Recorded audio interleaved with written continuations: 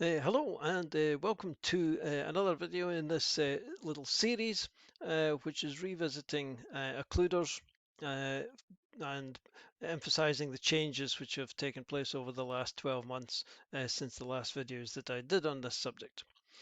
So let's get a map up, and in this one I've already started putting in the occluder. So I've done this room here just using the exact same techniques as in the last video to draw the walls and the door. But this one here, it's interesting because we've got some bars here and here. This is a jail cell. So because these are locked, they will block movement, but the token should still be able to see through the bars. So we're just going to first of all complete the walls here. So again, we'll go into our line tool, our wall tool, select line. And I'm going to start the line outside this wall here because I want the occluders to be perfectly sort of matched up so that there are no gaps. I mean, I could zoom in and try and click exactly on the line, etc. But it's much easier, I think, just to start outside. So we're going to click here, hold down Shift, and then finish. And we'll do the same with this one. We're going to start outside, hold down Shift, double click to finish. And this leaves us with some extraneous little points, but we can easily get rid of them just by simply selecting them and then hitting the delete key. And that tidies everything up and also makes sure that these junctions here are snapped and there's no little gaps for the line of sight to leak through. So now it comes to the bars. So the best method of dealing with these is our window tool. So if we click on the window tool, you'll see that we get a couple of little icons here popping up. And the first one we've seen in the last video, this is the Trim Interior Occluders tool. So it's on by default. For Windows. If you don't need this or you don't want it, then obviously you just click on it and it goes away, it grays out. But we want it here because we want to cut out this little section of wall. We're going to draw over that. And the other one is the is toggleable option. And essentially this means that if the is toggleable is on, then when we actually come to play on the map, the DM has the ability to be able to switch this occluder on or off. So if it's a window, which this is, if we have the window on, then it's going to allow the token to see through the window, but it's not going to allow the token to move through the window. If the Dungeon Master toggles that window to its on-off state, then the player will then be able to move through the window. So we want this, in this case, we want the is toggleable. We want to be able to toggle this on or off. If we switch this off and it's grayed out, then this occluder that we're going to draw then will not be toggleable. It'll block the movement and it'll allow sight through it, but the player will never be able to move through it because we haven't made it a toggleable occluder. So we want the is toggleable on in this case. So we've selected our window, we're going to select our rectangle. We've got is toggleable on, we've got the trim interior occluders on. So we just need to draw our bars and there we have it. Everything is now nice, and again we can come down here and complete this one. And again it all works. So if we go just to demonstrate this, if we just put a token on the map and switch on our line of sight, and if we go to the player's view, you can see that the token can move up to the bars here. It can see through the bars here. If we move down here, we can see through the bars here, but no matter how many times I push the down arrow key or the up arrow key, the token can't move through. But once the players have found the key or whatever, then the DM can come in here. We can mouse over. If I zoom in, we can mouse over this and we can see a little tiny closed thing here. If we click on it, it opens the window, and the token can then freely move through the window. So let's get rid of that for the moment, and let's have a look at this room down here. We've already drawn some basic occluders here for the walls and the door, and there's a couple of things in here that we want to sort out. And the first would be this secret door down in the bottom left here. And we're just going to use the same technique as we have done for the bars and for the doors in the previous video. We're going to come to our toggleable wall tool here. This is basically a secret door. A toggleable wall is any wall that we can toggle on or off.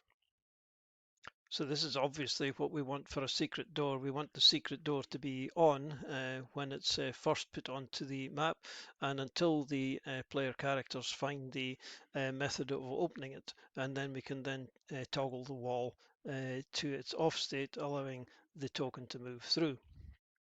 So we're exactly the same. Now, in this case, when we picked the toggleable wall, we still get this little icon here for the trim interior occluders, but as you can see, it's grayed out by default for toggleable walls. So we're going to switch this on because we're going to use exactly the same technique as we have used before.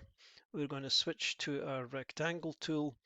And in this occasion, we're going to quite carefully draw our toggleable wall so that it doesn't go too much over this little line here, but it goes over the line enough to actually remove the bit of wall that was there. So we zoom in, we can see that we've just got our toggleable wall there. We've got our secret door.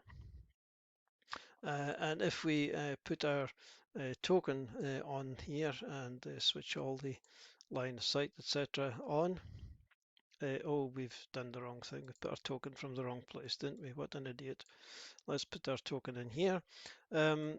And you can see that as far as the token is concerned, there is nothing there. The DM has the option here of being able to open the door with the mouse over it.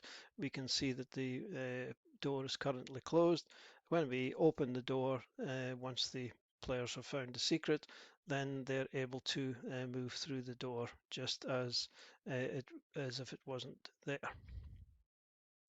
Okay, that's toggleable walls. Let's switch all this off for the moment. We'll leave the token there. If we go back to our line of sight tools, we now have this area here, which is a pool of water, obviously. We don't know how deep it is or whatever, but we don't really care. What we're going to assume here is that if the players get into this water, then it's deep enough that they're not going to be able to get back out. But we don't want to prevent them from being able to get into this area. So what we're going to do is we're going to use the pit tool here, which is here. And when we select the pit tool, we see that we have a bunch of options pop up. The first is toggleable, and that works in exactly the same way as we've discussed before. It allows the DM to switch the occluder on or off.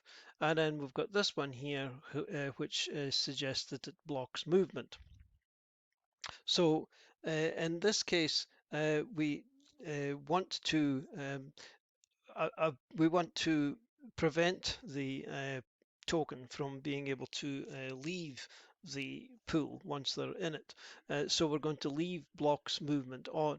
There are many occasions where you would want a pit, but you don't want the pit to block movement. I mean, for example, if you had an arena of some kind, for example, you might want the players to not be able to see out of the arena, but you don't want them to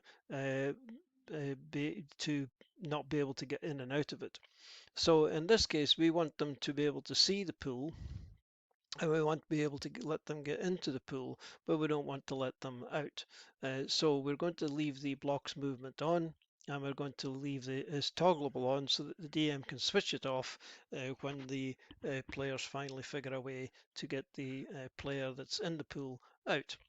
And we don't need, in this case, the trim interior occluders because there's no occluders to trim, so we don't need that switched on.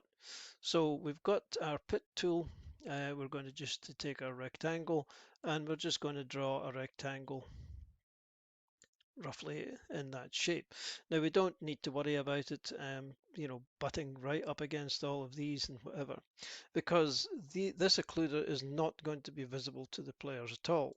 So if we switch on over to our line of sight and put on the player view, you can see that the player token can see the pool quite happily. We can move around and we can see the pool, so we're not blocking the line of sight here in any way. And we're not blocking movement into the pool either, but once in the pool the token can't get out. So we have trapped this token in this pool. It blocks the sight. We can't see out of the pool, and we can't get out of the pool until whatever conditions the DM decides to make it available to allow the token to go out. And once we have decided that the token can get out, the DM can come in and they can toggle the occluder, switch it off, and the token is then free to get out of the pool. So there's one other occluder that I would like to mention here, and that is the illusionary wall. Now we don't actually have an actual illusionary wall on this map, but let's just suppose that we, well, it'd be better to put one in where we already have some occluders, isn't it? Let's bung one in here. So this is the icon here. When we click on that, we don't have any options for illusionary walls.